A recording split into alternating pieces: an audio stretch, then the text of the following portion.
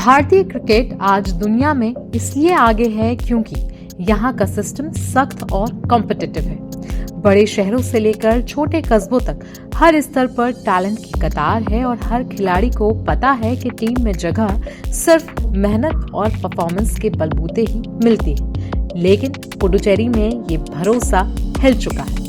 The Indian express की एक investigation में पता चला है कि वहां एक ऐसी गुप्त मशीनरी चल रही थी जो खिलाड़ियों से पैसे लेकर लोकल प्लेयर बनाती थी और उन्हें सीधे स्टेट टीम तक पहुंचा देती थी।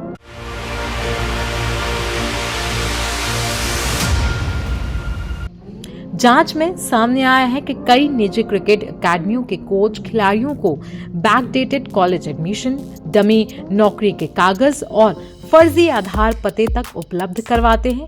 इसके बदले में एक पैकेज तय होता है, कई बार 1.25 लाख रुपए से भी ऊपर हो जाता है। ये सब इसलिए ताकि बाहर के खिलाड़ी बीसीसीआई के 1 साल के अनिवार्य रेजिडेंसी नियम को कागजों पर पूरा दिखा सके और फिर पुडुचेरी की टीमों में लोकल की तरह शामिल हो सके। स्थिति इतनी बिगड़ी हुई है कि एक ही घर का पता 17 अलग अलग खिलाड़ियों के आधार कार्ड पर मिला है। कई पते ऐसे निकले जिनके घर वालों को पता भी नहीं कि उनके पते पर दर्जनों खिलाड़ी रहते हैं। कुछ ऐसे एड्रेस निकले जहां खिलाड़ी ने कभी कदम नहीं रखा, सिर्फ एक फोटो खिंचवाकर कागज जमा कर दिए गए। यह घोटाला इसलिए भी बड़ा माना जा रहा है क्योंकि पुडुचेरी का रास्ता प्रभावशाली खिलाड़ियों के लिए एक शॉर्टकट जैसा बन चुका है। यहाँ से रणजी खेलने पर अच्छे मैच फीस मिलते हैं, स्पोर्ट्स कोटा में नौकरियां मिलती है और सैयद मुश्ताक अली और विजय हजारे जैसे टूर्नामेंट के जरिए आईपीएल के दरवाजे भी खिलाड़ियों के लिए आसानी से खुल जाते हैं। यानी कि 1 लाख रुपए का पैकेज कई करोड़ की संभावनाओं में बदल सकता है। इन्वेस्टिगेशन में ये सामने आया है कि पिछले 4 साल में खेले गए 29 रणजी मैचों में पुडुचेरी के जन्मजात खिलाड़ियों ने सिर्फ 5 बार मैदान संभाला। अंडर 19 टीम में तो हालत और भी खराब निकली। 11 में से 9 खिलाड़ी बाहर के थे, लेकिन कागजों में उन्हें लोकल दिखाया गया। यही नहीं, 2025-26 रणजी सीजन से पहले 5 मैचों में भी एक असली स्थानीय खिलाड़ी मैदान पर नहीं उतरा।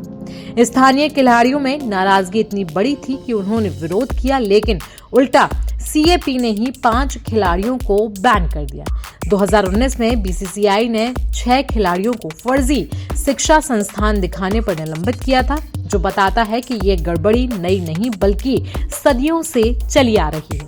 कई कॉलेजों और आईटीआई संस्थानों के नाम भी खिलाड़ियों के रिकॉर्ड में पाए गए, लेकिन जमीन पर वे या तो बंद निकले या खिलाड़ी कभी वहां दिखाई ही नहीं दिए। सीएपी और इससे जुड़े कोचों पर सवाल लगातार उठ रहे हैं, लेकिन वे कहते हैं कि वे बीसीसीआई के नियमों के हिसाब से ही काम करते हैं और डॉक्यूमेंट की असलियत की जांच उनकी जिम्मेदारी नहीं है। जबकि पूर्व खिलाड़ी और स्थानीय फोरम इसे खुली धांधली बता रहे हैं और मांग कर रहे हैं कि विदर्भ की तर्ज पर यहां भी कम से कम 3 साल की स्थानीय रिकॉर्ड शर्त लागू हो ताकि फर्जी खिलाड़ियों का रास्ता बंद हो सके। ये पूरा मामला बताता है कि जिस सिस्टम पर भारतीय क्रिकेट की विश्वसनीयता टिकी है, उसी के भीतर एक ऐसा छेद बनाया जा चुका है जहां पैसा टैलेंट से बड़ा हो चुका है और अगर इसे नहीं रोका गया तो सिर्फ पुडुचेरी नहीं बल्कि पूरे भारतीय घरेलू क्रिकेट के लिए ये खतरा बन सकता है। आपके लिए ये स्पेशल इन्वेस्टिगेशन की थी द इंडियन एक्सप्रेस के ललित खालिदास ने। आपको ये पूरी रिपोर्ट कैसी लगी हमें कमेंट सेक्शन में जरूर बताएं। साथ ही साथ देश दुनिया की बाकी खबरों के लिए बने रहें हमारे साथ।